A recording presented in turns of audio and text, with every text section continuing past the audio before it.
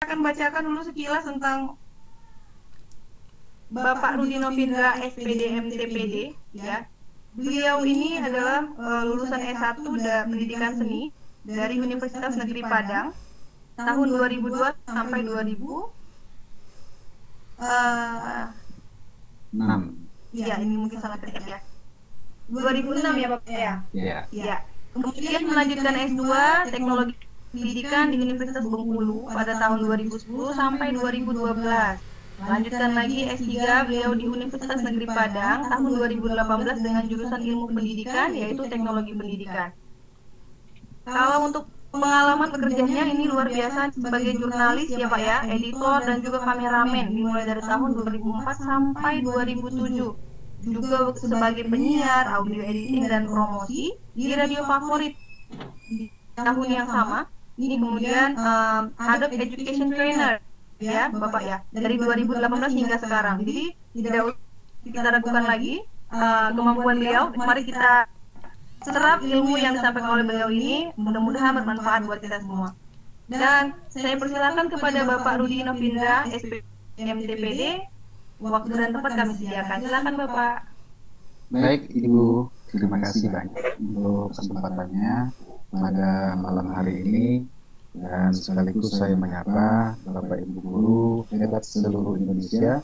Selamat malam, semoga sehat selalu dan dalam keadaan terbaik untuk malam hari ini bersama berkumpul bersama keluarga dimanapun Bapak Ibu berada pada malam hari ini. Izinkan untuk malam hari ini Bapak dan Ibu, saya Rudi Novindra insya Allah akan berbagi cerita, artinya apa-apa yang pernah saya jalani, kemudian juga saya alami, dan mohon maaf sekali lagi tidak ada maksud apa-apapun untuk sharing saya malam hari ini atas apa yang saya peroleh. Ini hanya sebagai sebuah pengalaman pribadi yang saya coba ungkap kepada Bapak dan Ibu semuanya terkait malam hari ini. Nanti akan kita bahas dulu mengenai beasiswa unggulan. Ya, dari judul mungkin sudah bisa kita pahami bersama Bapak dan Ibu. Saya akan berbagi cerita mengenai perjalanan sebagai seorang pewardi, namanya istilahnya begitu, pewardi dari beasiswa unggulan Kementerian Pendidikan dan Kebudayaan. Nah, kemudian nanti saya juga akan melanjutkan ceritanya. Sebetulnya ini Indonesia beasiswa unggulan dan satu Indonesia Award ini yang disponsori oleh Astra ini juga sangat berkaitan dengan kenapa saya bisa untuk mendapatkan kesempatan sebagai awardee di beasiswa unggulan Pendidikan dan Kebudayaan. Dan sebetulnya siapapun di antara kita tentu bisa memperoleh kesempatan yang sama.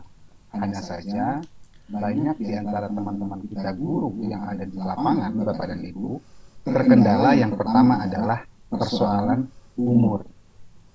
Kemudian yang kedua, informasi.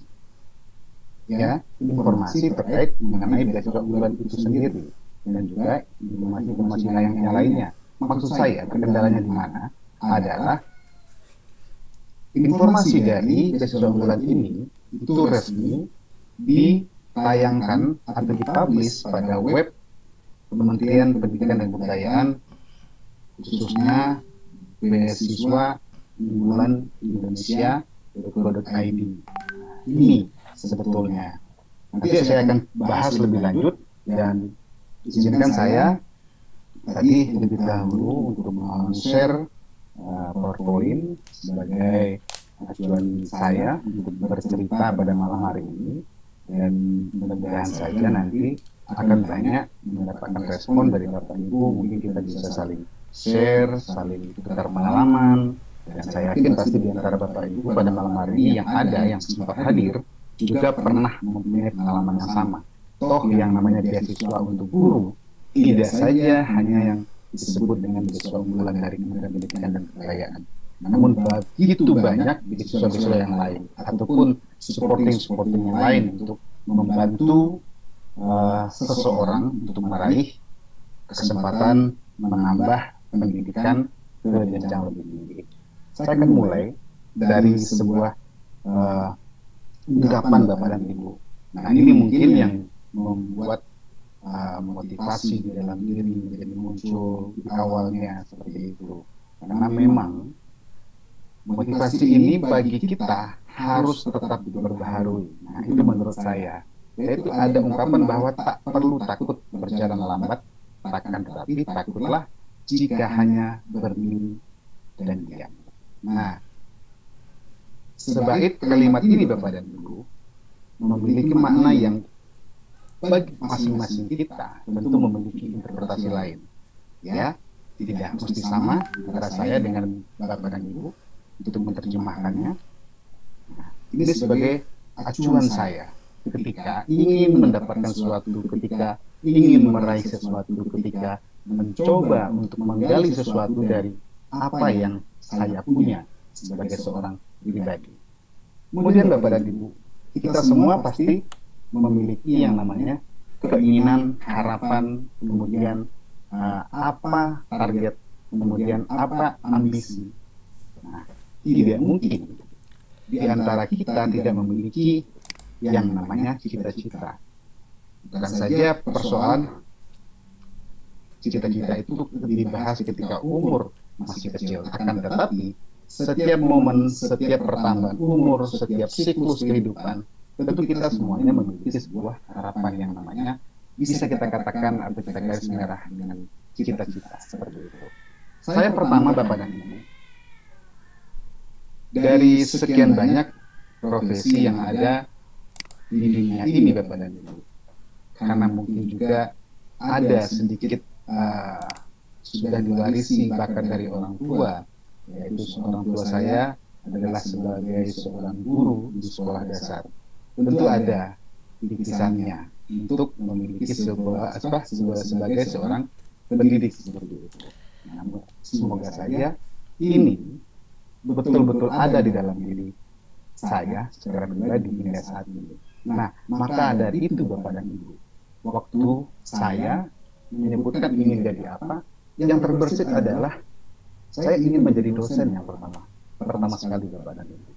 Kenapa? Ya, saya melihat waktu usia saya masih sekolah dan baru masuk di dunia kampus atau baru menjadi mahasiswa, ini adalah sebuah pemicu bagi saya.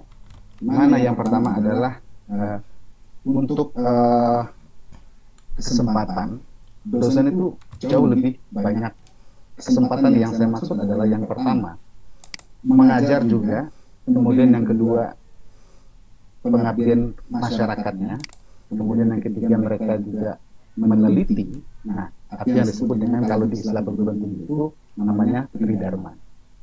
Nah, di sini cerita dimulai Bapak dan Ibu. Saya ketika sudah menyelesaikan pendidikan S1 di Universitas Negeri Padang, tepatnya Fakultas Bahasa Sastra dan Seni, jurusan pendidikan seni. Nah, dari aktivitas-aktivitas yang ada, ini saya mengikuti proses yang ada di kampus, kemudian juga ikut berorganisasi, dan juga ikut kegiatan-kegiatan yang sifatnya ilmiah yang ada di kampus, baik itu seminar, kemudian juga lomba karya tulis, dan juga organisasi yang ada di kampus. Salah satunya saya pernah menjadi sekjen dan eksekutif mahasiswa. Nah, hal ini yang memicu untuk keinginan itu yang terbersit dari usia sekolah tadi menjadi jauh lebih besar kepada itu, yaitu menjadi seorang dosen. Setelah waktu berjalan Bapak dan Ibu, kesempatan itu ada. Saya tamat tahun 2006 dan saya mengikuti terakhir kalinya Bapak dan Ibu pada masa tahun 2006, dan adanya penerimaan calon pegawai negeri sipil untuk dosen itu adalah pada tahun 2008. Pada tahun itu Bapak dan Ibu adalah kesempatan terakhir untuk seorang lulusan S1 bisa menjadi seorang dosen. Nah, singkat cerita, saya mendaftar dan segala macam. Akan tetapi Tuhan berkata lain, Bapak dan Ibu. Saya belum ditakdirkan untuk bisa mendapatkan kesempatan menjadi seorang pengajar di perguruan tinggi. Akan tetapi saya sudah berbangga, Bapak dan Ibu. Kenapa? Sudah menjalani proses, itu yang pertama, kemudian lolos sampai ke tahap akhir. Dari 2 calon yang tersisa, hanya 1 yang diambil. Nah, kesempatan itu belum berpihak kepada saya. Akan tetapi saya tidak berkecil hati. Tidak ada istilahnya kata gagal bagi saya ketika itu. Kecewa, wajar Bapak dan Ibu ya. Kemudian selain itu Bapak dan Ibu, rasa kecewa ada. Kemudian saya tidak pernah berpikir itu adalah sebuah kegagalan. Akan tetapi kesempatan yang tertunda. Mungkin jalannya beda. Kadang-kadang di antara kita itu ada jalannya yang langsung sampai, kemudian ada juga yang harus mutar dulu, lalu sampai Bapak dan Ibu. Lanjutlah kepada siklus berikutnya. Alhamdulillah di tahun yang sama, saya juga dengan segenap rasa syukur yang sangat tinggi sekali pada waktu itu, diawali untuk mengikuti sebuah event yang sama, akan tetapi pada pada penerimaan yang berbeda, yaitu pada penerimaan guru SMP ketika itu. Nah, masih di dalam penerimaan dari umum untuk calon pegawai negeri sipil untuk guru SMP, guru kesenian tepatnya waktu itu. Nah, saya mendaftar dan alhamdulillah Bapak dan Ibu, saat itu ternyata inilah hikmah di balik apa yang kejadian tadi. Dan syukurnya saya tidak merasa patah hati, kemudian patah arang untuk mencoba terus dan mencoba lagi. Akhirnya saya mendapatkan waktu itu meski jauh meninggalkan tanah kelahiran Bapak dan Ibu ke Provinsi Bengkulu, tepatnya di Provinsi tetangga dari daerah asal saya, Sumatera Barat. Nah, saya alhamdulillah menduduki posisi sebagai guru sekolah menengah pertama pada waktu itu. Nah, waktu berlanjut Bapak dan Ibu, ini mungkin mirip cerita pengalaman pribadi Bapak Ibu ya, tidak apa-apa, karena ini startnya dari situ Bapak dan Ibu. Nah, lanjut waktu itu, waktu berselang 1 tahun lebih kurang 1 tahun 7 bulan Bapak Ibu. Nah, saya melanjutkan sekolah lagi Bapak dan Ibu. Kenapa? Saya masih punya mimpi, juga amanat orang tua, mungkin kalau ada kesempatan coba sekolah kalau ada kesempatan. Saya merasa pada waktu itu ada kesempatan untuk sekolah, saya coba sekolah lagi, dan pada saat saya sekolah bertemu dengan guru-guru SMK yang ada di satu kampus dengan saya, dan juga termasuk kepala sekolah salah satu SMK di Kota Bengkulu waktu itu. Dan alhamdulillah, karena memang kecenderungan saya dan hobi saya ada di bidang multimedia seperti itu, kecenderungan saya dan kesenangan saya mengotak-atik perangkat lunak, perangkat keras, dan berkaitan dengan teknologi, dan senang sekali mengikuti perubahan-perubahan teknologi. Nah, akhirnya saya, kepala sekolah yang satu kampus tadi, berbicara dengan saya, mau tidak kalau misalnya kita pindah ke sekolah SMK gitu, kita nanti buat jurusan baru dan segala macamnya. Nah, berbekal pengalaman yang ada semasa kuliah dengan menamakan diri kuliah sebagai seorang penyiar dan juga sebagai seorang broadcaster waktu itu, nah itulah momen awal saya untuk memasuki dunia SMK dengan membuka dan sekaligus membidani jurusan program produksi penyiaran program televisi atau P3 TV waktu itu, kan, atau istilah lainnya adalah broadcasting kalau di dalam struktur kurikulum yang ada di SMK. Dan selama pendidikan itu selesai Bapak dan Ibu, saya menamakan tepat waktu dan juga bersama-sama dengan guru SMK itu, dan saya langsunglah memulai karir baru sebagai guru SMK dengan alih status pegawai negeri dari guru SMP ke guru SMK pada waktu itu. Dan sekaligus di SMK ini Bapak dan Ibu, saya sebetulnya banyak sekali belajar di SMK ini. Banyak hal Bapak dan Ibu yang bisa saya dapatkan di SMK ini. Mulai dari nol mungkin pengalaman di dunia SMK, kemudian saya beralih ke menjadi seorang SMK, toh sebetulnya juga pendidikan atau seni musik itu pada awalnya karena saya juga PKL-nya atau PL-nya praktik lapangan waktu itu di SMK 7 kalau tidak salah waktu itu, di jurusan musik, seni musik yang ada di Sumatera Barat. Itu yang memotivasi saya, oh ternyata di SMK itu banyak event, kemudian banyak kegiatan yang bisa untuk upgrade diri, kemudian banyak kesempatan-kesempatan lain seperti itu.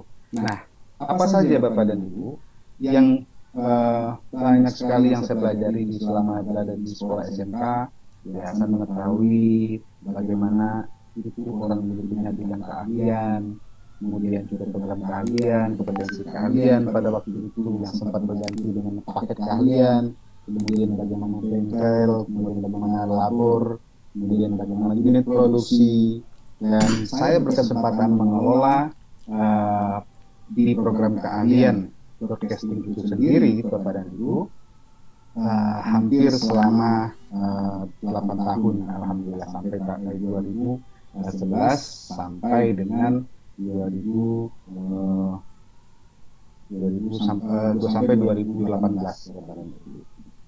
Nah, jadi dari keseluruhan yang saya sampaikan tadi Bapak dan Ibu, SMK menjadi sebuah trigger bagi saya, sebuah proses yang panjang bagi saya untuk menimba lebih banyak lagi mengenai dunia pendidikan, terutama khususnya di bidang vokasi Bapak dan Ibu. Nah, kemudian saya juga di sana belajar mengenai administrasi, kemudian pernah diamanahkan sebagai ketua lembaga sertifikasi profesi waktu itu Bapak Ibu di SMK Negeri 3, dan dari situ mulai belajar dan menjadi asesor, kemudian juga banyak menjadi pembicara-pembicara terkait dengan bidang yang saya ampu tadi, yaitu bidang baru broadcasting. Kenapa Bapak dan Ibu sebetulnya? Kalau misalnya bicara mengenai linearitas dan segala macamnya, saya melewati proses uji pada waktu itu, alih status kepegawaian itu, sebetulnya di dalam dunia videografi dan juga audiovisual sendiri Bapak dan Ibu, saya pun pernah dibekali yang namanya sound design, kemudian bagaimana editing audio dan segala macamnya Bapak dan Ibu. Nah, itu yang menjadi bekal saya, dan memang saya memfokuskan untuk mengajar pada produktif saja setelah di SMK. Kenapa saya tidak lagi mengajar di mata pelajaran adaptif ataupun normatif Bapak dan Ibu, karena memang sudah alih status, kemudian dan juga saya merasa oh di sini saya menemukan apa yang menjadi passion saya, apa yang menjadi kesenangan saya, dan berkaitan dengan apa yang melatar belakangi saya ketika pendidikan di S1 Bapak dan Ibu. Nah, ini yang menjadi bekal keseluruhannya. Saya kombinasikan dengan apa yang saya dapat di masa kuliah Bapak dan Ibu. Saya kuliah untuk pendidikan lanjutnya di S2 adalah di jurusan atau di program studi teknologi pendidikan. Spesifik orientasinya saya mengambil waktu itu adalah multimedia instructional Bapak dan Ibu. Jadi saya banyak membaca, kemudian banyak mempelajari bagaimana untuk mendesain, merancang sebuah media yang bisa digunakan untuk pembelajaran seperti itu. Nah, berawal dari sana Bapak dan Ibu, dan juga saya kombinasikan, saya coba integrasikan ke dalam apa yang pernah saya dapatkan di S1, kemudian apa yang saya dapatkan selama di SMK, kemampuan-kemampuan praktik terkait dengan mata pelajaran. Nah, itu saya aplikasikan ke dalam proses pembelajaran selama di SMK Bapak dan Ibu. Dan alhamdulillah Bapak dan Ibu, dari sana saya banyak mengikuti kegiatan-kegiatan pelatihan, kemudian juga kegiatan-kegiatan lomba, inovasi-inovasi guru, dan kemudian ada juga namanya pengabdian yang saya anggap adalah ini sebagai sumbangsi saya kepada dunia pendidikan. Alhamdulillah di antaranya yang kegiatan-kegiatan yang pernah saya ikuti, mungkin Bapak dan Ibu yang ada di sini, Bapak Ibu guru senior pasti tahu dengan yang namanya Inobel waktu itu, inovasi guru inovasi pembelajaran seperti itu. Nah, ini sekitar tahun 2015 dan 14. Kemudian ada namanya Forum Ilmiah Guru. Nah, kemudian ada juga dulu sering sekali namanya khusus guru itu mengadakan semacam event yang sifatnya ilmiah, penulisan karya ilmiah, mengajukan proposal seperti itu, atau hibah-hibah penelitian. Nah, saya sering sekali mengikuti hal-hal event-event seperti itu.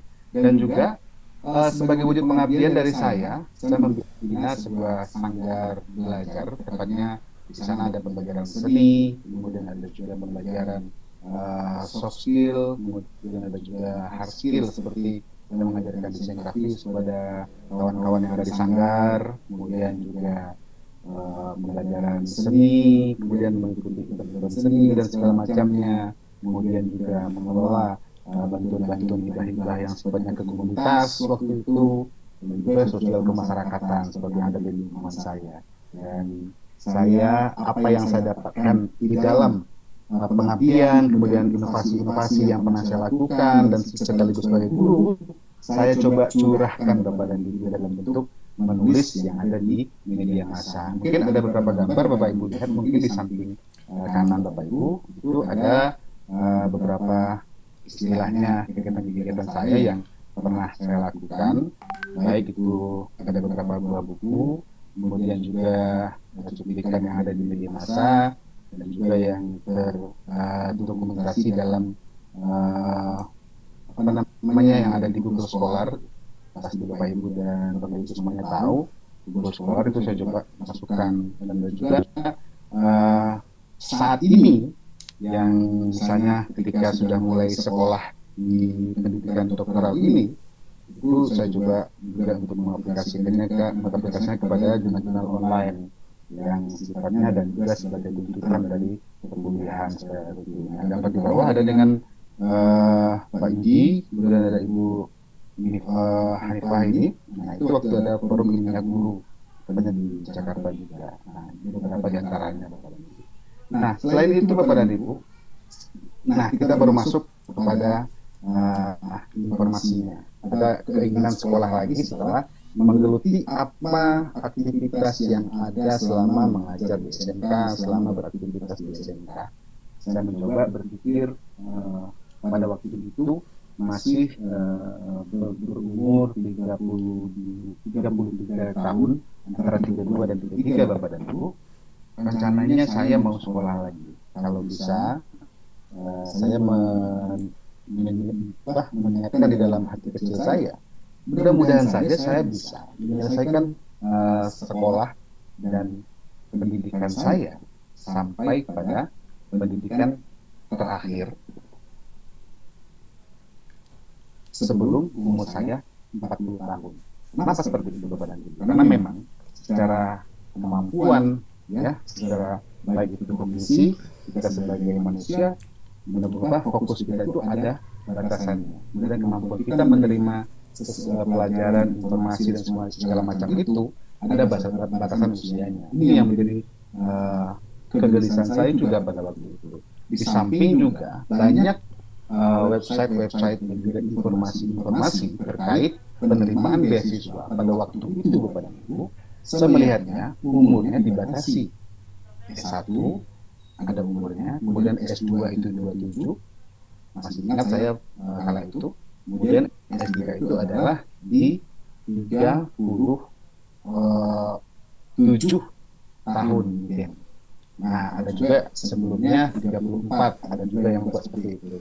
Nah, kebetulan saya coba mencari informasi, akses, browsing, googling, nah seperti itu Bapak Ibu terkait informasi beasiswa. Belum tahu saya pada waktu itu beasiswanya mau apa. Yang jelas, saya harus dapat dulu informasi terkait beasiswa.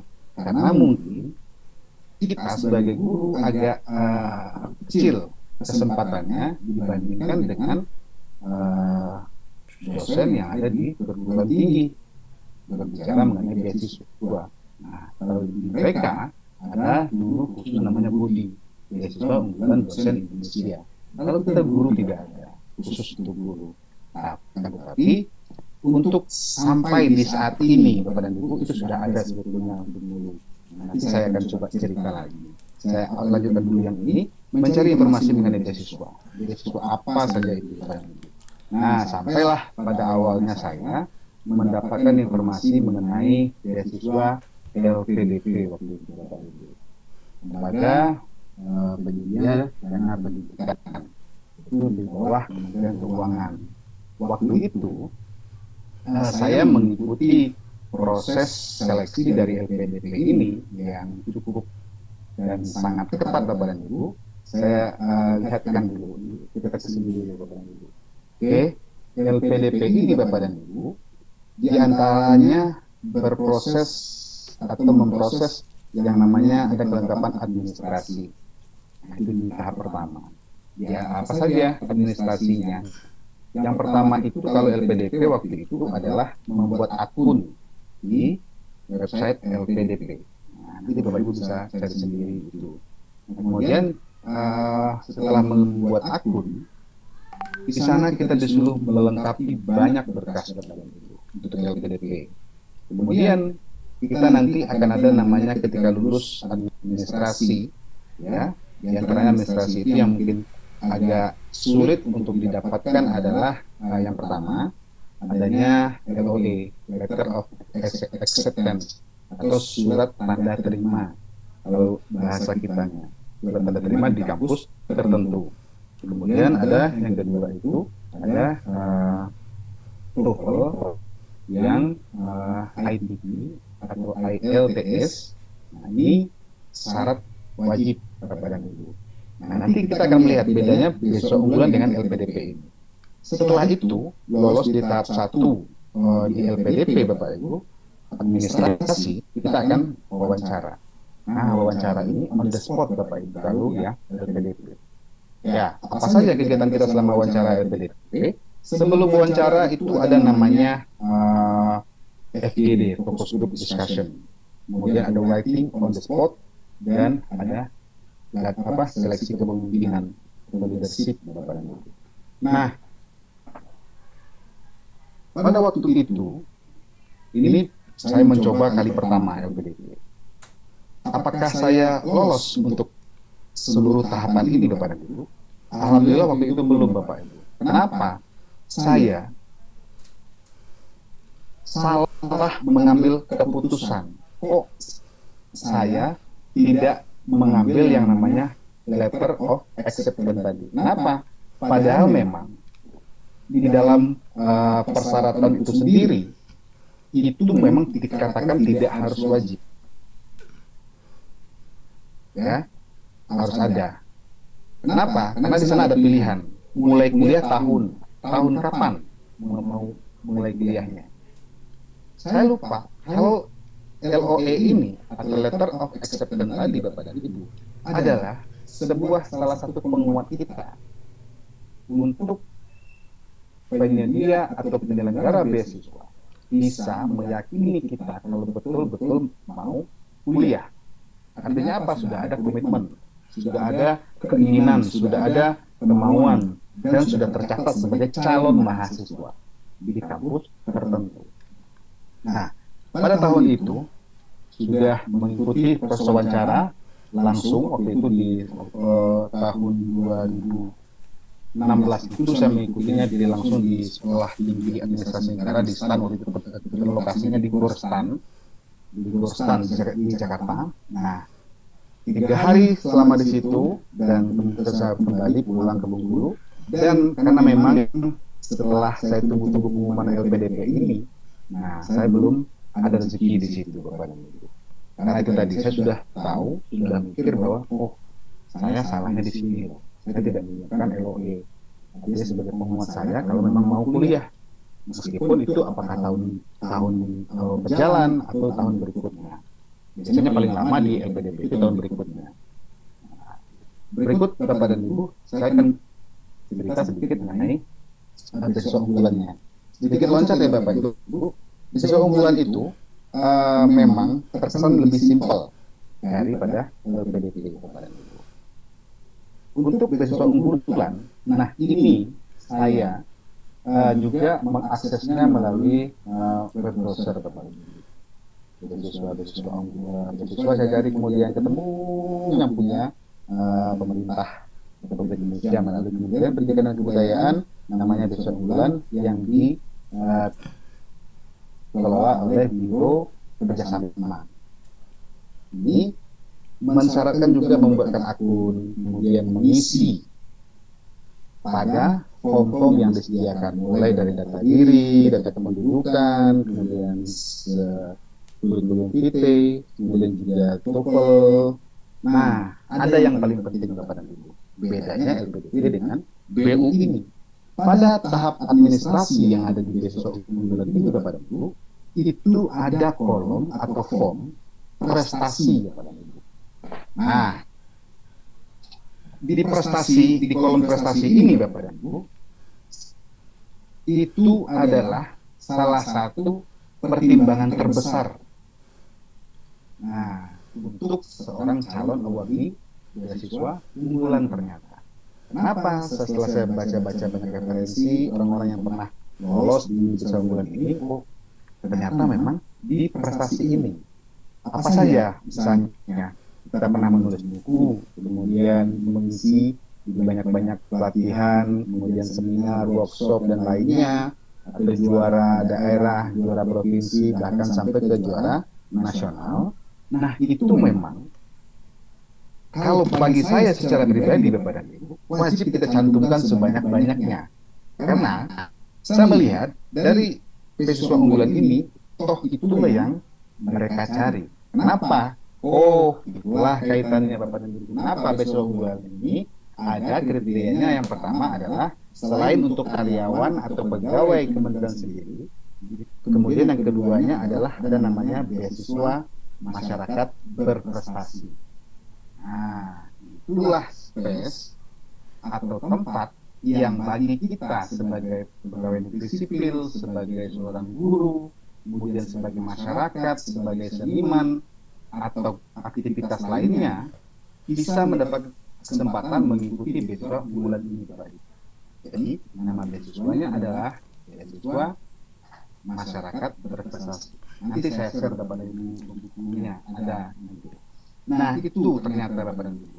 Dari namanya tadi, oh saya baru tahu, oh ini loh yang dinamakan beasiswa masyarakat berprestasi ini. Nah, pantas. Kenapa? Alasan saya tadi memasukkan banyak prestasi-prestasi apa saja yang pernah saya dapatkan. Bahkan itu sampai bentuknya menulis buku, menulis di media sosial. Nah, itu juga ada di situ disediakan semuanya. Dan tidak itu saja, tidak hanya dibuat saja, tapi kita juga wajib melampirkan bukti-bukti filenya, pakai sertifikat, kemudian bukti sambung buku, bukti halaman buku, halaman yang ada nama kita, kemudian kalau di koran ada tanggal dan waktu nama korannya, kemudian tanggal berapa terbitnya. Nah, itu lengkap mereka minta. Semuanya sudah digital Bapak dan Ibu. Kita tinggal upload seperti itu. Kalau sertifikat menjadi narasumber, sertifikat juara ini, juara itu, nah silahkan bisa diupload secara digital pada laman web beasiswa unggulan atau beasiswa masyarakat berprestasi tersebut.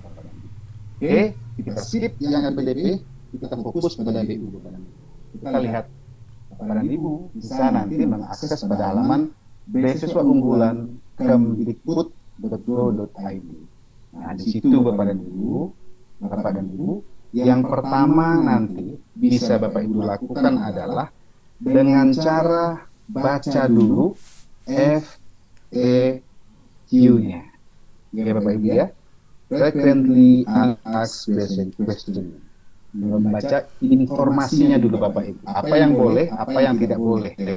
Nah, baik masalah umur, kemudian masalah ada dua istilah di beasiswa unggulan ini Bapak dan Ibu. Ada istilah yang pertama ini sebagai pendaftar dari mahasiswa baru, Ada yang kedua, ongoing Bapak dan Ibu. Ongoing ini adalah mahasiswa yang sudah kuliah. Akan tetapi ada aturan tertentu untuk membatasi boleh sebagai pendaftar di beasiswa unggulan.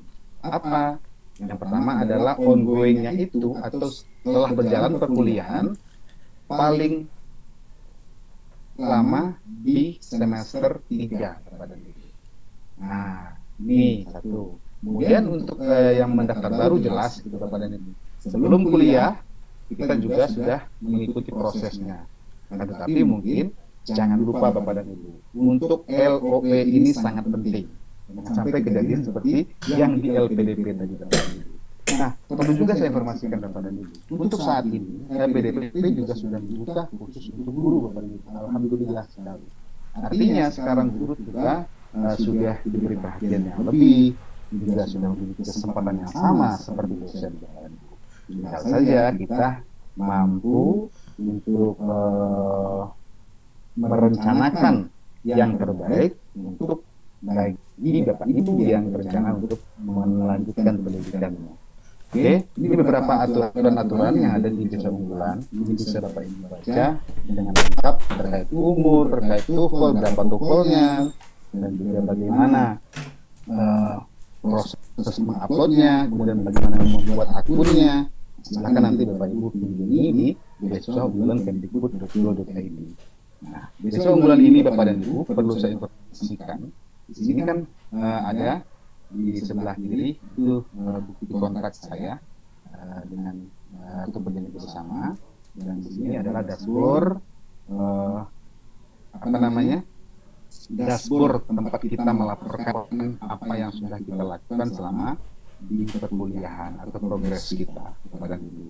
Masuk laporan perkembangan studi yang sedang saya jalani saat ini Bapak Ibu, kemudian juga laporan pertanggungjawaban dana, upload ijazah kalau sudah selesai, upload disertasi, skripsi, tesis, kemudian update data, mesti diupdate seterusnya Bapak dan Ibu sampai saat ini, kemudian update prestasi, tetap juga diupdate Bapak dan Ibu. Nah, jadi ini Bapak dan Ibu yang mengikuti malam hari ini bisa jadi informasi penting buat siswa Bapak Ibu yang melanjutkan ke S1, kemudian kepada anak-anak atau anggota keluarga yang ada di rumah. Oh, kesempatannya tidak hanya buat level S3, tapi juga ada untuk S2, kemudian ada juga S1 Bapak dan Ibu. Dan beasiswa ini 1 tahun dibuka 2 kali Bapak dan Ibu. Jadi untuk Bapak Ibu mungkin yang berminat sudah bisa segera memahami seluruh informasi yang ada di web tadi, dan juga nanti bisa kita elaborasi lagi lebih jauh Bapak dan Ibu dari diskusi kita. Nah, kemudian ini ada kontak saya Bapak dan Ibu sebagai bukti agar namanya cerita jangan sampai bercerita kosong ya Bapak Ibu ya, tapi adalah cerita yang diikuti dengan pengalaman real dan pengalaman yang pernah dilakukan seperti itu. Jadi mudah-mudahan ada nilai nanti untuk Bapak dan Ibu. Nah, ini Bapak dan Ibu untuk laporan ini dilaporkan setiap setelah habis masa semester berlanjut Bapak dan Ibu. Dan alhamdulillah beasiswa ini penuh Bapak dan Ibu untuk beasiswa unggulan, mulai dari uang kuliah, kemudian uang buku, kemudian uang saku, kemudian juga ada namanya uang perumahan seperti itu. Jadi keseluruhannya untuk beasiswa unggulan ini perlu diketahui Bapak Ibu, diinformasikan untuk Bapak dan Ibu yang hadir pada malam hari ini. Ketiganya ini dibayarkan secara bertahap Bapak dan Ibu, ya, dengan aturan-aturan tertentu. Tentu saja yang pertama adalah aturannya secara garis besar saya sampaikan yang termaktub atau terlampir di dalam kontrak atau perjanjian bersama itu tersebut Bapak Ibu. Mulai tidak boleh turun, kalau ada turun tentu ada pengurangan ya Bapak Ibu ya, ada konsekuensinya. Kemudian masa kuliah, nah tentu ada konsekuensinya. Alhamdulillah saya dapat dibiayai untuk pendidikan doktoral ini selama 6 semester, selama 3 tahun penuh seperti itu. Alhamdulillah sekarang saya sudah berada di semester 6, dan juga sebagai informasi Bapak dan Ibu ya, bukan berarti itu membanggakan. Kemudian saya bisa tepat waktu dan sudah menyelesaikan seminar proposal, dan juga sebentar lagi mungkin akan bergerak kepada hasil sekaligus sidang tertutup, dan mudah-mudahan akan segera menyelesaikannya tepat waktu sesuai dengan kontrak yang ada Bapak dan Ibu. Nah, ini yang menjadi banyak kekhawatiran sebagai pelamar beasiswa unggulan Bapak dan Ibu. Oh, kalau saya tidak sesuai waktu bagaimana? Nah, tentu saja kalau bagi saya pribadi dan Bapak Ibu, dari kementerian tentu tidak ada sanksi yang sesuai yang ada di kontrak itu Bapak dan Ibu. Akan tetapi bagi saya pribadi Bapak dan Ibu, dengan adanya keterikatan ini Bapak dan Ibu sebagai motivasi bagi kita. Kenapa? Jumlah beasiswa itu akan makin lama dan bertambah semester kita, itu akan menumpuk pembiayaan atau yang harus atau dana yang harus kita keluarkan, dari mana tidak akan sesuai target kalau misalnya sudah yang dianggarkan oleh kementerian tadi yang kita dapat selama 3 tahun itu. Kalau kita berlalai, tidak menyesuaikan, tidak berusaha untuk tepat waktu Bapak dan Ibu, tentu ini akan menjadi persoalan sendiri nanti di ujung. Nah, seperti itu Bapak dan Ibu. Karena memang untuk pembayaran tahap terakhir itu adalah setelah semua laporan itu clear, setelah semua laporan selesai. Dan ada yang istimewa Bapak dan Ibu dari beasiswa unggulan ini. Beasiswa unggulan ini Bapak dan Ibu hanya awardee atau penerima hanya melaporkan yang namanya uang kuliah Bapak dan Ibu. Uang buku tidak melaporkan. Kemudian juga yang lainnya Bapak dan Ibu. Hanya uang kuliah. Nah, pernah saya bercerita ini sebagai cerita kita saja ya Bapak Ibu. Iya. Pada waktu itu memang beasiswa unggulan ini ada yang dalam negeri, ada yang luar negeri Bapak dan Ibu. Akan tetapi semakin ke sini ternyata yang dana yang ada untuk membantu awardee yang ada di luar negeri tersebut Bapak dan Ibu, sebetulnya ini dari salah seorang yang saya coba berbicara waktu itu, waktu masih wawancara waktu itu, oh kenapa tidak ada lagi Pak kalau yang untuk beasiswa luar negeri? Ya karena itu sifatnya sudah menjadi kebijakan dari atasan saya kata waktu itu. Kenapa? Satu orang yang dibiayai di luar negeri bisa membiayai beberapa orang yang ada di dalam negeri. Nah ini mungkin ketika itu beasiswa unggulan ini menjadi sebuah primadona bagi mahasiswa S1, S2, S3 dan lintas profesi. Kenapa? Jumlahnya semakin bertambah atau kuotanya yang diterima itu sudah bertambah setiap tahun. Kemudian juga jumlah yang diterima Bapak dan Ibu. Ini juga sudah bertambah seperti itu. Nah, termasuk mungkin sedikit yang saya dapat Bapak dan Ibu yang saya ceritakan malam hari ini, dari keseluruhan yang saya terima itu sebetulnya sudah bisa mengcover pembiayaan kita selama kuliah Bapak dan Ibu. Ini tergantung kepada kita masing-masing. Nah, akan tetapi beberapa tuntutan yang ada tadi Bapak Ibu ini juga harus kita penuhi. Kita harus terus mengupdate prestasi kita Bapak dan Ibu. Nah, salah satu mungkin bentuk prestasi yang bisa saya update seperti malam hari ini Bapak Ibu. Saya berbagi cerita dengan Bapak Ibu pada malam hari ini. Nah, itu bisa saya sampaikan, bisa saya update. Alhamdulillah kalau di tahun 2020 lalu, nah jumlah update prestasi saya termasuk yang keseluruhannya adalah membantu memfasilitasi teman-teman untuk media pembelajaran dan segala macamnya lewat webinar, lewat seminar, atau lewat tatap muka yang bisa di daerah tertentu. Alhamdulillah semuanya sudah saya update prestasi saya adalah sebanyak 13. Jadi rata-rata hampir 3 bulan itu ada kegiatan yang sifatnya memfasilitasi kawan-kawan atau sharing dengan kawan-kawan yang ada di seluruh Indonesia, itu yang ada di daerah saya. Oke, Bapak dan Ibu. Ini tadi sudah, kemudian ini sudah tadi Bapak dan Ibu. Nah, untuk rangkaian seleksi ini bisa Bapak Ibu cermati nanti pada website yang ada Bapak dan Ibu. Oke, untuk guru mungkin kita khusus guru itu akan ada di LPDP atau di beasiswa unggulan masyarakat investasi Bapak Ibu. Itu ada space-nya untuk guru. Memang ada satu lagi mungkin mekanisme beasiswa yaitu sponsor. Akan tetapi sponsor itu kan sulit kita untuk mencarinya, terutama bagi kita yang ada di Indonesia, karena belum terbiasa dengan pola-pola sponsor seperti itu, kecuali dengan dana CSR yang ada dari perusahaan, dan itu biasanya hanya untuk siswa sekolah. Meskipun ada, tapi mungkin informasinya tidak cukup banyak dan tidak banyak peluang untuk itu. Oke. Nah, kemudian kita akan coba Bapak dan Ibu mendiskusikan mengenai satu word ini, Bapak dan Ibu. Satu word ini adalah sebuah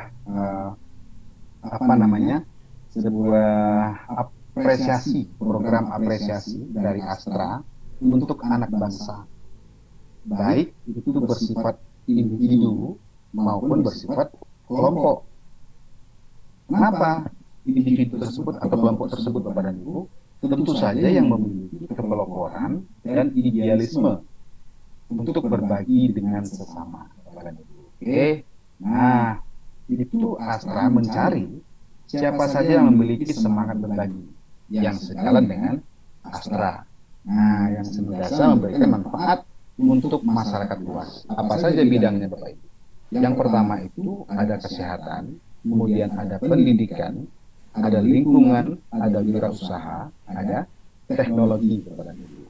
Nah, kebetulan saya selaku pribadi sebagai guru dan berkegiatan dengan lingkungan atau kawasan yang terkait dengan profesi saya pribadi, dan sebagai seorang pendidik, saya ambillah pada waktu tahun 2018 ini, Bapak Ibu ya, sebagai seorang mengambil pada bidang pendidikan waktu itu, yaitu adalah membina sanggar pendidikan, membina sanggar, memberikan pendidikan, memberikan pelatihan secara free pada teman-teman yang ada di sanggar tersebut, Bapak dan Ibu. Baik itu sebetulnya di sana kami berkumpul dari multidisiplin keilmuan, Bapak dan Ibu. Dan juga kita mengumpulkan orang-orang muda, orang-orang yang mau diajak untuk bersama-sama berlatih, memberikan manfaat dari satu kegiatan ke kegiatan lain, kemudian dari satu orang ke orang lain, seperti itu. Nah, adalah dalam bentuk pendidikan, bidang pendidikannya waktu itu adalah mengeluarkan secara soft skill dan juga hard skill pada kawan-kawan yang ada di sanggar kegiatan belajar itu. Ada sanggar kecil, kemudian pada saat itu kami hanya beberapa orang, kemudian mencoba saling bersinergi, mengajak siapa saja yang mau untuk bergabung dengan menawarkan beberapa bentuk-bentuk pelatihan, kemudian workshop kecil dengan keadaan yang apa adanya pada waktu itu, ya, karena memang tidak punya base camp, tidak punya tempat. Nah, kami waktu itu melakukan kegiatan tersebut atau berkegiatan pada waktu itu di memakai fasilitas pemerintah waktu itu, tiap sore di sebuah taman budaya waktu itu. Nah, itulah yang kami coba buat kegiatan di sana. Akhirnya saya mencoba mendaftarkan teman-teman mendaftarkan saya untuk kegiatan Satu Indonesia Award ini, Bapak dan Ibu. Nah, kan tetapi Satu Indonesia Award ini adalah yang paling pertama. Ini siapa saja ya Bapak Ibu ya boleh mengikuti terkait dengan bidang-bidang yang ada pada beberapa kegiatan yang bisa diberikan apresiasi seperti itu oleh Astra. Dengan ketentuan seperti di bawah, Bapak dan Ibu, boleh kelompok minimal 3 orang. Kegiatannya ini harus lagi-lagi harus orisinal, Bapak dan Ibu. Orisinal ini artinya apa? Memang betul-betul dilakukan, tidak hanya berupa nanti dikirim foto, kemudian dikondisikan dan segala macam, dan minimal telah berlangsung selama 1 tahun. Karena ini nanti salah satu bentuk verifikasinya adalah verifikasi langsung, wawancara, telepon, dan juga ada diskusi. Ini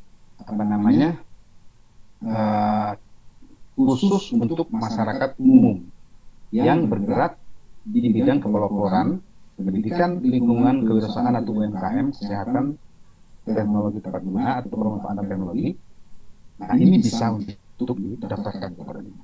Cara mendaftarnya bisa dari diri kita sendiri bisa, atau orang lain yang mendaftarkan diri kita juga bisa untuk kegiatan ini, Bapak dan Ibu.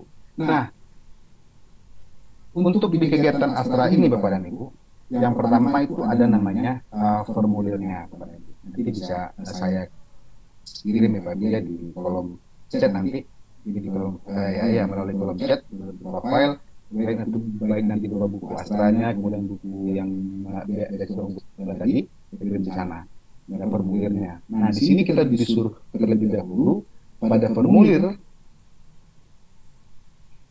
yang ada untuk seleksi ini adalah mendeskripsikan seluruh kegiatan kita. Kita disuruh menulis apa yang dilakukan, Bapak dan Ibu. Kemudian bagaimana kegiatan tersebut berjalan. Apa idenya, kemudian bagaimana bentuk kegiatannya, kemudian siapa-siapa saja yang mengikuti, kemudian sudah berjalan berapa lama, kemudian apa saja yang dihasilkan, Bapak dan Ibu. Nah, termasuk di situ nanti ada kita mengirimkan foto, kemudian mengirimkan bukti-bukti kegiatan, ya. Kemudian nanti baru ada wawancara, kemudian ada presentasi dan presentasi, kemudian barulah nanti adanya penentuan.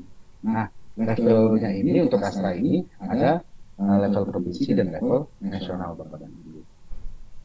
Ini adalah sebuah kegiatan yang sifatnya kepeloporan ini sebetulnya tidak mencari orang-orang atau masyarakat yang mengkondisikan sebuah kegiatan untuk meraih apresiasi yang toh di sana nanti ada nilai rupiahnya, Bapak dan Ibu.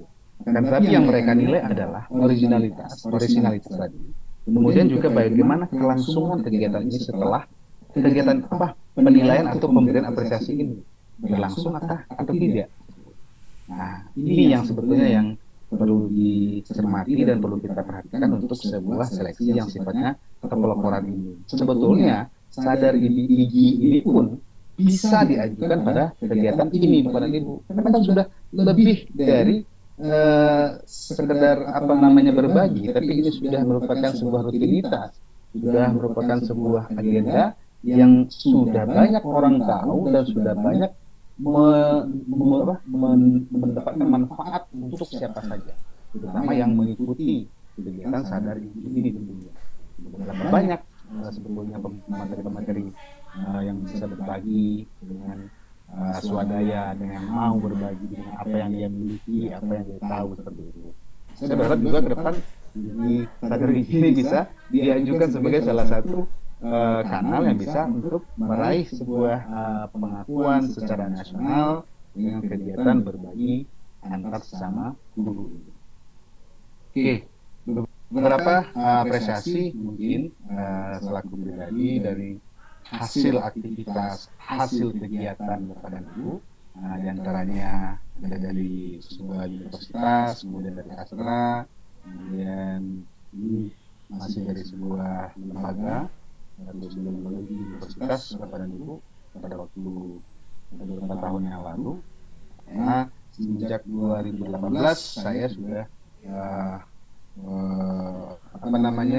mulai aktif dari mengajar dan sekarang berprioritas berfokus pada penyelesaian yang namanya sebagai syarat untuk mengakhiri perjalanan atau perkuliahan yang saya tempuh sejak tahun 2018. Mudah-mudahan tahun ini bisa diselesaikan dengan baik sesuai dengan target dari 5 bulan tadi.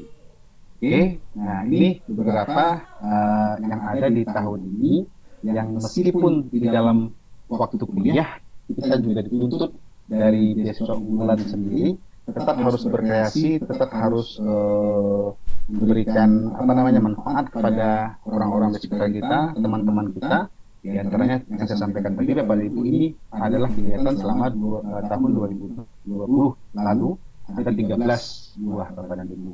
Di antaranya ya selain kegiatan sadar, saya juga ada di mengisi kuliah umum, kemudian juga mengisi di beberapa kampus Bapak dan Ibu.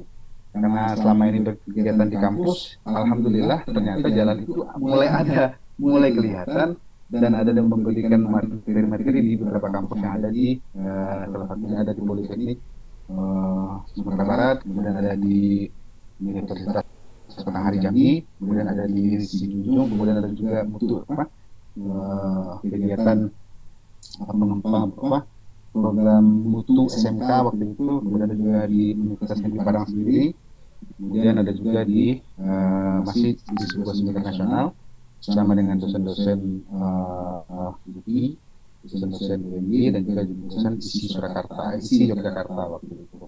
Nah, ternyata pelan-pelan Bapak dan Ibu, dari apa yang saya ceritakan di awal tadi, ini hikmah, sebuah hikmah yang bisa kita dapatkan. Oh, mungkin inilah stepnya, ini langkahnya yang harus ditempuh dulu, dengan harapan tetap kita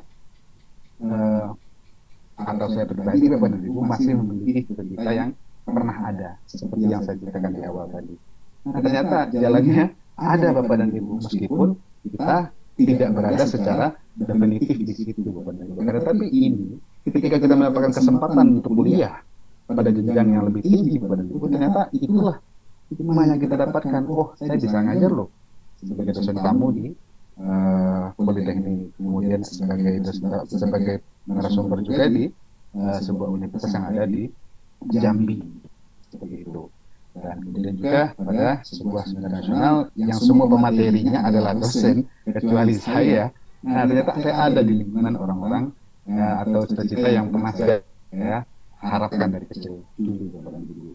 Nah, mudah-mudahan ini menjadi sebuah pembelajaran bagi saya, dan ini yang lebih istimewa Bapak dan Ibu dari sebuah kami mengelola sebuah sebuah konferensi internasional. Ada nama saya Bapak dan Ibu. Ini artinya bukan untuk berbangga hati saya nampakkan pada Bapak Ibu, tetapi ini adalah ini loh kaitannya cerita dari awal tadi sampai kepada beberapa step atau langkah jalan yang ditempuh Bapak dan Ibu. Kita muaranya tetap ke sana juga. Nah, kita tidak tahu ke depannya seperti apa. Akan tetapi setengah kita sudah mulai tampak, sudah mulai tercapai. Nah, untuk setengahnya lagi kita itu tidak bisa memastikan. Ini kita serahkan kepada yang Maha Kuasa. Nah, begitu Bapak Ibu cerita singkat saya mungkin pada malam hari ini. Mungkin akan lebih baik akan kita lanjutkan pada sebuah sesi diskusi untuk mengelaborasi lagi lebih jauh agar saya juga bisa memberikan informasi yang komprehensif kepada Bapak dan Ibu terkait beasiswa dan satu buat Astra tadi Bapak dan Ibu. Bisa saja pada materi yang ada di slide itu belum tercover semuanya. Nah, dari Bapak Ibu lah saya berharap bisa menyempurnakannya nanti dari pertanyaan-pertanyaan yang ada dari Bapak dan Ibu. Mudah-mudahan saya bisa menjawab Bapak dan Ibu. Terima kasih. Akhirnya saya mengucapkan terima kasih banyak untuk kesempatannya atas waktu yang diberikan kepada saya di 1 jam. Mungkin untuk sisa waktu berikutnya kita akan coba elaborasi lagi melalui diskusi santai pada malam hari ini terkait dengan apa yang kita bicarakan, apa yang kita diskusikan pada malam hari ini. Santai, kemudian hanya bersifat informasi dan juga sharing pengalaman Bapak. Kalau mungkin biasanya sebelum ini kan sebelumnya sudah terkait Bapak Ibu berkutat dengan bagaimana memakai sebuah aplikasi, menggunakan sebuah aplikasi, membuat ini, membuat itu. Nah, malam hari ini kesempatan kita untuk bisa sharing lebih banyak, lebih menggali sifatnya informasi-informasi yang ada, baik yang ada di saya ataupun yang dari Bapak dan Ibu. Dan juga mungkin nanti informasi-informasi lainnya bisa kita coba himpun bersama. Apa saja itu terkait baik itu beasiswa, kemudian kegiatan lain, bisa kita sharing nanti untuk hal-hal yang lain yang kita bersama. Demikian Bapak Ibu, saya akhiri. Bila taufiq wal hidayah. Assalamualaikum warahmatullahi wabarakatuh. Waalaikumsalam warahmatullahi wabarakatuh. Terima kasih banyak Pak Rudi atas penjelasannya, kemudian berbagi pengalaman luar biasanya. Jadi setelah dipaparkan tadi ya sudah dibagikan oleh Pak Rudi, kita tuh jadi seperti terbuka ya, main makin semangat juga nih, ada yang mau pengen lanjut S2, S3 gitu ya. Jadi dan udah nggak sabar nih pastinya mau bertanya-tanya lagi, berbagi-bagi cerita lagi dengan Pak Rudi. Jadi kita berikan kesempatan kepada attendees di sini untuk bertanya, boleh via chat atau Q&A atau boleh juga dengan klik icon hand ya.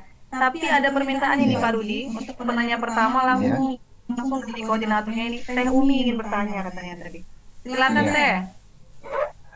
Baik, nggak akan mengerjai Pak Sekjen. Saya akan bertanya. Saya tertarik dengan beasiswa unggulan nih Pak Rudi. Apakah dari mulai jenjang S1 atau hanya S2, S3? Iya, langsung jawab ini. Iya, nanti terkait pertanyaan berikutnya. Maksudnya kalau dari jenjang S1 apa diterima kuliah dulu atau daftar dulu? Kebetulan kan anak saya bakal kuliah tahun ini gitu. Lagi coba masuk jalur seleksi rapot. Udah di-apply, tinggal finalisasi ya, mudah-mudahan keterima. Kalau enggak kan berarti pakai jalur tes ya, tes mandiri gitu. Nah, terus kan saya pengen juga coba-coba tertarik nih dengan Pak Rudi. Siapa tahu bisa gitu. Apakah dimulai dari jenjang S1 atau S2, S3 atau gimana? Oke, langsung saya jawab ini, mohon maaf Ibu Moderator. Iya. Oke, ini untuk pertanyaan dari Bu Umi ini, untuk beasiswa unggulan ini sebetulnya ini ada Bapak Ibu, nanti saya bagikan ya. Untuk S1 dimulai dari S1, Ibu, kemudian melalui seleksi nilai raport, atau ada juga anak yang sudah sudah berkuliah di salah satu perguruan tinggi yang ada di Indonesia, itu ongoing, seperti yang saya sampaikan tadi. Nah, dengan IPK tertentu pasti kalau dia untuk yang sudah kuliah, akan tetapi untuk yang baru masuk itu akan diambil dari rata-rata nilai raport. Oke. Berarti bisa ya, maksudnya belum terdaftar di manapun universitas kita coba daftar bisa ya. Oke, berarti nanti saya informasikan ke anak. Nanti aku minta bukunya ya Pak Rudi ya. Baik, nanti saya bagikan di kolom chat. Oke. Baik, terima kasih Bunda Zakia, terima kasih Pak Rudi atas informasinya. Baik, Ya, Teh Umi. Jadi ini ada pertanyaan nih Pak dari kolom chat dari Ibu Amria ya. Apakah guru PNS yang mendapat beasiswa unggulan wajib membuat surat tugas? Bagaimana jika faktanya guru bersangkutan tempat kuliahnya dekat dengan tempat kerja?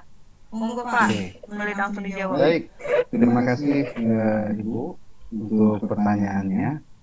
Bisa saya jawab langsung mungkin untuk Bapak Ibu guru yang pegawai negeri sipil yang mungkin bisa berkuliah, misalnya tidak jauh dari rumah seperti yang dipersyaratkan oleh pemerintah, bahwa untuk yang kuliah ada jarak tertentu, apakah itu kalau tidak salah itu 40 kilo atau 30 kilo dari tempat kita bekerja, itu boleh di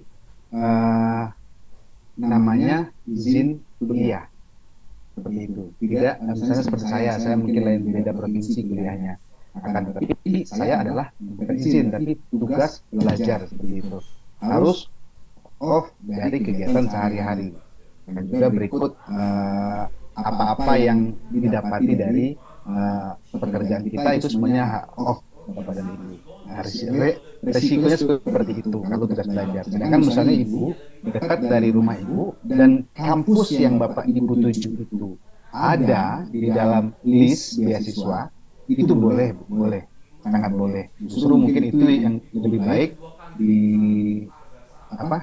lebih baik ibu kuliah di dekat rumah, dekat di daerah ibu di satu kota dan tidak mengganggu pekerjaan. Kenapa? Karena bisa izin kuliah kepada ibu. Mungkin sudah terjawab ya Ibu. Terima kasih. Terima kasih Pak Rudi. Jadi buat Ibu yang bertanya tadi siapa tadi Bu Kamlia. Jadi begitu ya Bu. Jadi harus jadinya semua keterangannya tugas belajar ya Pak Rudi ya. Kalau kalian tugas belajar itu untuk yang di luar provinsi Ibu. Iya. Kalau izin belajar yang di dalam kota.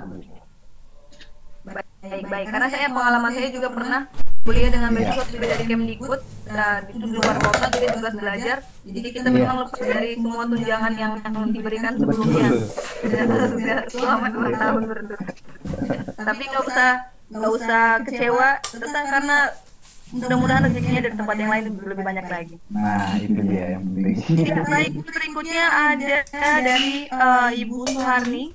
Apakah beasiswa ini selalu tersedia setiap tahun dan apakah berlaku juga untuk guru di Kementerian Agama, Pak? Monggo, Pak. Nah, Pak jawab. baik, terima kasih Bu Zakia. Ya, Bu Siti ya. Untuk beasiswa ini tersedia untuk seluruh guru yang ada di Indonesia. Karena mungkin nanti penting lah saya sampaikan ini buku ini. Siapa saja yang terima untuk beasiswa ini Bapak dan Ibu, dan ini boleh diikuti untuk guru yang ada di Kementerian Agama. Boleh Bu, boleh, sangat boleh, karena ini untuk nama beasiswanya itu adalah mahasiswa masyarakat berprestasi, ya. Jadi untuk pegawai negeri sipil, ya, kemudian seniman, kemudian olahragawan, kemudian mahasiswa yang ada yang sedang berkuliah atau sedang melakukan perkuliahan dengan syarat ya tadi pada semester tertentu dengan istilahnya boleh Ibu meskipun dari Kementerian Agama boleh mengikuti. Toh juga mungkin di Kementerian Agama sendiri Bapak Ibu ya, saya juga kurang tahu itu, pasti juga ada beasiswa tersendiri dari lembaga lain. Ya, jawabannya boleh Bu, boleh. Itu mungkin Bu Siti. Iya, terima kasih Pak. Mungkin boleh biar lebih akrab, boleh panggil saya Bu Zakia aja Pak. Baik. Iya. Nah, ini ada lagi pertanyaan Pak dari Bu Risma Rianti, tapi pertanyaannya di bawahnya seperti jawaban, saya juga agak bingung nih bacanya. Kadang ada tanda tanya. Kalau kita tidak dapat surat izin gimana Pak? Boleh kuliah S2 tapi cuti di luar tanggungan negara. Nah, gitu. Jadi kalau nggak dapat surat izin bagaimana Pak katanya gitu? Oh, gitu. Tidak dapat surat izin. Bolehkah kuliah S2 tapi cuti di luar tanggungan negara? Itu bagaimana Pak?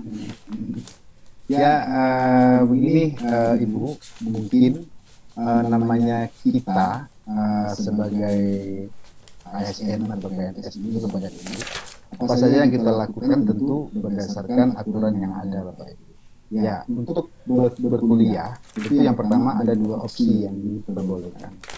Yang pertama itu ada namanya izin belajar dengan jarak tertentu, dengan mengukur jarak tertentu dan tidak mengganggu tugas pokok kan itu.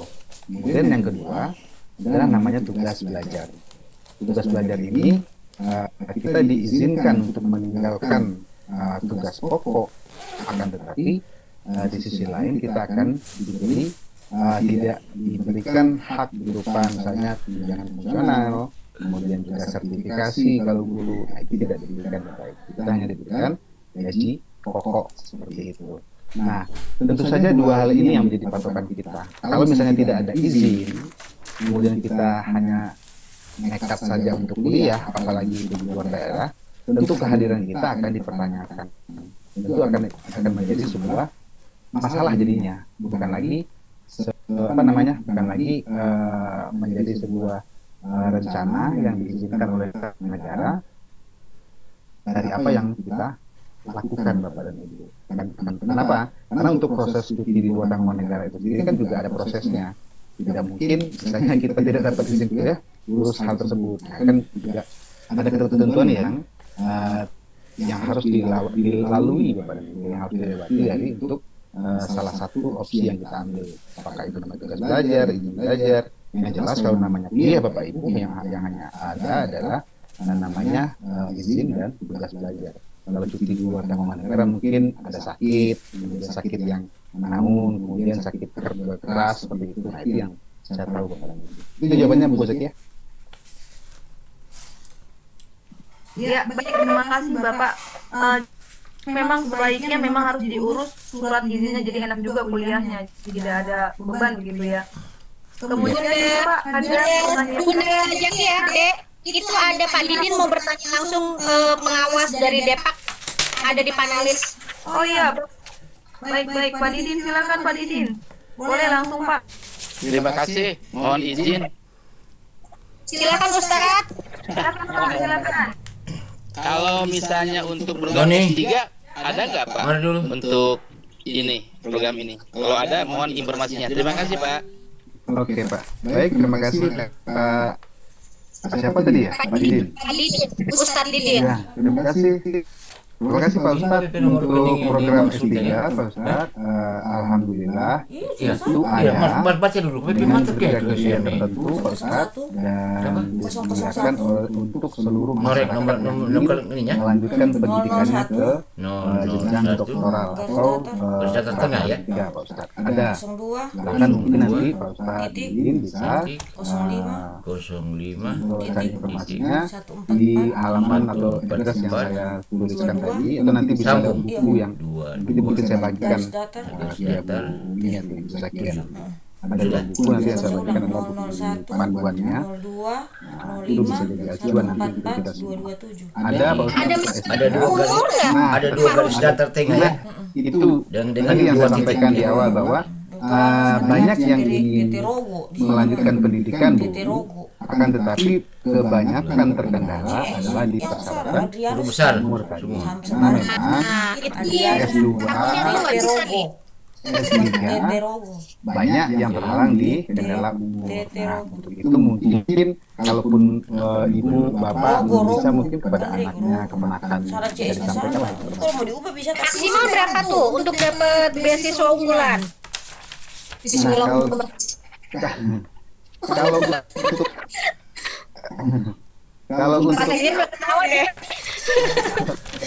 untuk S3 sampai ini dari dari buku ini saya izin share lagi ini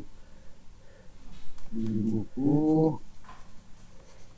usianya maksimal ini untuk S3 Pak Ustadz. Nah,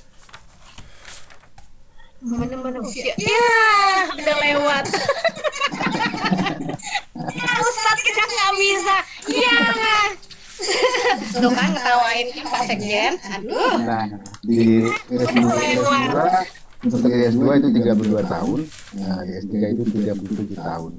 Nah mudah-mudahan saja siapa tahu ini bisa dirubah kebijakannya melalui Amin. Amin. mengajukan khusus untuk anggota IG ya begitu Bumi ya, untuk anggota IG bisa diambil di umurnya sampai 45 tahun gitu. Ayat. Ya. Ya, Ustadz kita nggak bisa, Ustadz. Udah kayak apa, Ustadz? Itu jawabannya Ustaz. Baik, terima kasih Ustadz. Bunda Ade, ini sekarang kita ke Bunda Sri Handayati dulu ya. Dari tadi soalnya. Bunda. Oh, Sri Handayati. Ya, boleh. Dari sini ya. Ya, silakan Bunda. Silakan Bunda. Assalamualaikum warahmatullahi wabarakatuh. Waalaikumsalam warahmatullahi wabarakatuh. Kenalkan ibu saya Sri Handayati dari SMP 1 Pandaan Pasuruan. Ya, tadi sangat menginspirasi sekali penjelasan dari Bapak terkait yang saya tanyakan terkait dengan tentang Astra tadi Pak. Ya, untuk sebenarnya lomba Pak ini ya. Ya. Kalau di Astra ini namanya bukan lomba Bu, tapi ini apresiasi. Oh gitu ya. Ya misalnya ada seperti saya itu kan menggunakan di sekolah itu mulai dari awal sampai menjadi narasumber sampai banyak sekali yang dihasilkan di sekolah itu sudah banyak sekali Bu. Apakah kayak seperti itu bisa didaftarkan di Astra Bapak? Itu yang pertama. Kemudian yang kedua, kalau misalnya bisa nanti ketentuannya nanti sistem Bapak bisa mempersiapkan. Dan yang ketiga itu sebenarnya saya nanti sudah berniat untuk itu yang S3 itu ternyata umurnya kalau misalnya ada perbaikan katanya 45. Nah, Kan untuk meningkat kita kalau sekolah di luar tentu lebih lebih tinggi ya Pak ya. maksudnya lebih banyak orang memakai IELTS dibanding TOEFL. Apalagi yang sekolah misalnya di Inggris dan Eropa seperti itu. Baik, terima kasih banyak Pak Rudi. Ini ada pertanyaan, tapi ini pertanyaannya hampir sama dengan pertanyaan. Ini Bu siapa tadinya ya? Bu Heliani dan Bu Anik Suryani pertanyaannya hampir sama. Jadi ini posisinya sudah kuliah, mahasiswa yang sedang kuliah, bagaimana pendaftarannya? Tapi tadi Pak Rudi sudah menjelaskan nanti akan dibagikan buku panduannya ya Pak ya. Iya. Jadi langkah pendaftarannya bisa dilihat di buku panduannya begitu ya Pak ya. Iya. Baik. Boleh, nggak apa-apa untuk. Nah, diperjelaskan juga boleh Pak. Ya, untuk mahasiswa yang sedang kuliah itu kan tadi juga sudah saya sampaikan. Bisa mendaftar, akan tetapi ada batasan semesternya. Maksimal adalah semester 3 berjalan. Artinya bisa mendaftar di saat semester 1 berjalan, kalau pembukaan beasiswanya pas di semester 1, atau di pas waktu semester 2 berjalan, atau di semester 3 berjalan, seperti itu. Nah, lebih dari semester 4 ke atas, artinya itu tidak bisa lagi untuk mendaftar sebagai calon penerima beasiswa dari jalur dengan cara dengan skema ongoing seperti itu. Itu betul ya. Iya, baik Pak. Terima kasih. Selanjutnya Pak dari Ibu Siti Zuhraini, ini masih ada waktu kan ya Teh ya? Oh, Teh Umi lagi meeting. Masih. Baik, selanjutnya. Oke, selanjutnya dari Ibu Siti Zuhraini. Apa katanya? Baik, dari Bu Siti Zuhraini nih Pak Rudi, apa syaratnya jika ingin lanjut S3 Pak? Tapi tadi sudah disampaikan sih sebenarnya, nanti boleh dibaca lagi di panduannya. Kemudian apa semua prodi bisa ikut seleksi? Adakah yang kampusnya di wilayah Sulsel, begitu Pak? Oh begitu. Baik, Ibu, ya untuk pertanyaannya tadi, untuk beasiswa unggulan ini Bapak dan Ibu memang ada beberapa bidang pendidikan yang akan ditempuh itu memang ada yang diprioritaskan. Ini kalau misalnya izin saya share dulu, kalau berkaca kepada panduan ini Bapak dan Ibu ya, ini mungkin memang bukan yang terbaru ya, tapi nanti bisa Bapak Ibu download lah di website yang saya berikan tadi. Di antaranya adalah yang diprioritaskan untuk jurusan-jurusan ini Bapak Ibu. Ada manajemen pendidikan, kurikulum dan pedagogi, artinya tema besarnya ini gitu. Nah, kemudian manajemen kebijakan ini bidang kajiannya ya Ibu ya, seperti ilmu seni pendidikan, kebudayaan, perpustakaan, arkeologi, teknologi informasi, kebijakan publik, pariwisata, budaya kreatif dan teknologi pangan. Nah, ini yang bisa diprioritaskan untuk calon pendaftar. Kemudian kampusnya Ibu, ketika Ibu nanti sudah membuat akun pada beasiswa pada website beasiswa unggulan.go.id, itu akan ada di situ list kampus-kampus yang ada yang bisa diterima atau yang ada bekerjasama dengan beasiswa unggulan. Nah, diantaranya salah satu kampusnya adalah mungkin bisa saya sampaikan Bapak Ibu adalah yang terakreditasi A seperti itu. Nah, jadi mungkin untuk yang di luar terakreditasi A tadi, mungkin belum bisa diberikan kesempatan. Kecuali misalnya Ibu mendaftar dengan skema lain, dengan LPDP misalnya, itu ada yang khusus afirmasi ada, kemudian ada yang daerah 3T ada, itu lebih komprehensif lagi ke kampus-kampus yang lebih banyak lagi gitu, jenis kampus yang kampus-kampus yang bisa dijangkau seperti itu dengan syarat tertentu. Jadi sekarang ini sudah banyak sebetulnya kesempatan untuk Bapak Ibu, nah yang ingin melanjutkan pendidikannya dengan kekhususan tergantung prioritas yang diberikan oleh pemerintah. 3T ada, kemudian misalnya khusus untuk disertasi saja ada, beasiswa penelitian bantuan penelitian juga ada di LPDP itu.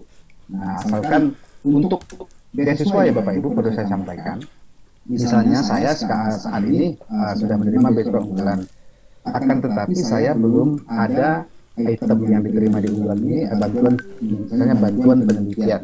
Itu misalnya ada beasiswa lain membuka untuk item tersebut, nah kita diperbolehkan mendaftar. Asalkan jangan dengan item yang sama. Itu memang tidak boleh untuk kita menerima bantuan tersebut dengan yang sama. Gitu. Tapi kalau dia berbeda jenis bantuannya, nah itu insya Allah bisa. Gitu Bu Zakia. Baik, terima kasih Bapak penjelasannya ini sudah cukup jelas ya. Nanti kalau ingin lebih jelas lagi mungkin kita bisa baca-baca panduannya, mungkin juga boleh tanya-tanya ke Pak Rudi lagi ya di balik layar ya Pak. Boleh. Boleh. Kalau tidak mengganggu. Ini selanjutnya ada pertanyaan dari Pak Dadan Subardan. Apakah beasiswa ini bisa juga untuk guru non ASN? Ya. Apakah boleh Pak non ASN mendaftar? Sangat boleh. Namanya saja tadi mahasiswa masyarakat berprestasi untuk siapa saja. Jadi guru PNS, boleh. Lanjut Pak. Lanjut S3.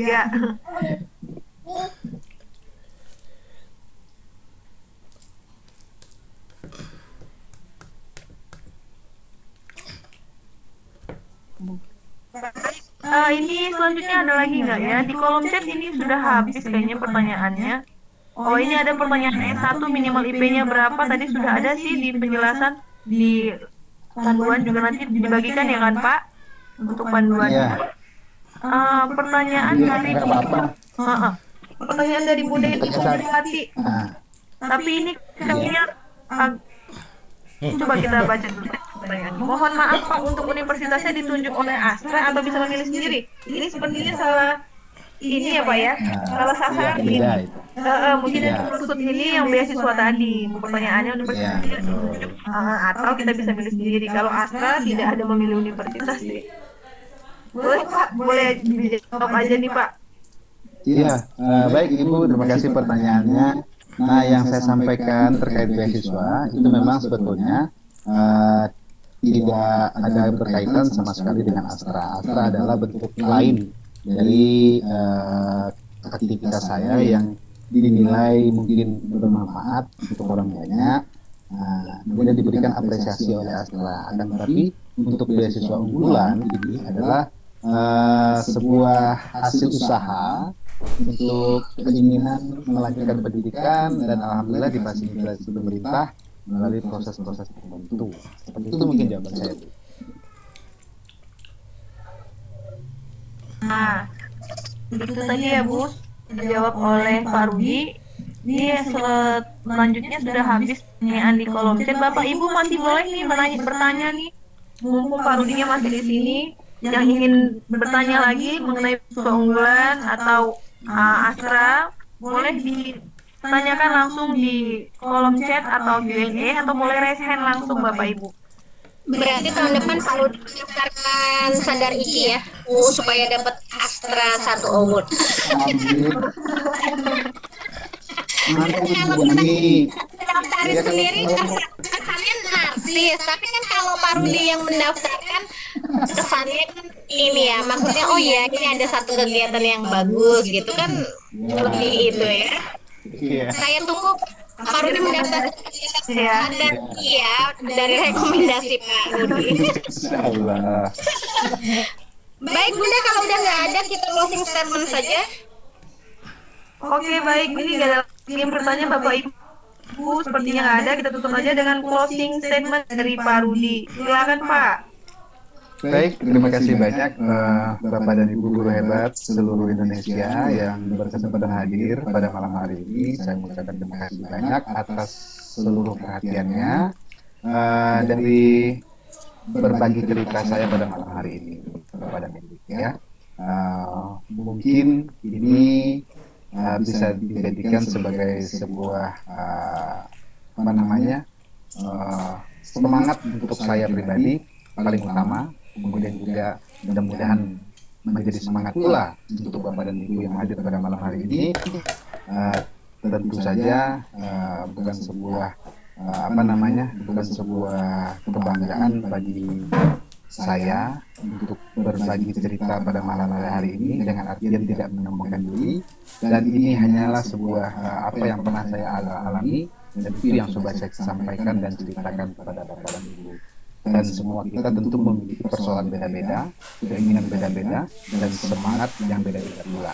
Dan tapi mudah-mudahan dengan terus mengikuti aktivitas-aktivitas yang mudah-mudahan membuat kita bisa bersemangat, bisa lebih positif dalam berkegiatan, insya Allah akan memberi sebuah nilai baru untuk diri kita masing-masing kepada guru. Tetapi sebagai guru, ya belajar adalah kewajiban kita sampai kapanpun, karena kita akan memberikan, akan menginformasikan, akan menginformasikan kepada peserta didik kita terkait apa yang ada di sekitar kita. Dan ini adalah kewajiban kita untuk terus menimba dan menggali apa saja yang bersifat baik dan dibutuhkan oleh anak didik kita. Itu saja mungkin yang dapat dari saya, yang dapat saya sampaikan, dan terima kasih atas sharingnya pada malam hari ini Bapak Ibu, sudah diizinkan dan sudah didengarkan. Alhamdulillahirabbil alamin. Saya tutup malam hari ini. Bila terjumpa di saya. Assalamualaikum warahmatullahi wabarakatuh. Waalaikumsalam. Satu. Jadi seperti yang disampaikan luar biasa sekali closing statementnya dari Pak Rudi. Yang tadi di awal saya sedikit, ini tak perlu takut berjalan lambat, tapi takutlah jika hanya berdiri diam. Jadi semoga yang disajikan oleh Sadar Gigi malam ini memberi semangat kepada Bapak Ibu semua, termasuk saya, untuk tetap menggali dan tetap belajar. Ya, tidak ada kata terlambat. Jika ingin mencoba silahkan saja, karena tidak ada kata gagal pada Pak Rudi ya. Jadi semoga tayangan malam ini memberi inspirasi buat kita semua, menjadi berkah dan manfaat. Jadi, saya ada yang ingin disampaikan lagi kan? Nggak ada, udah. Terima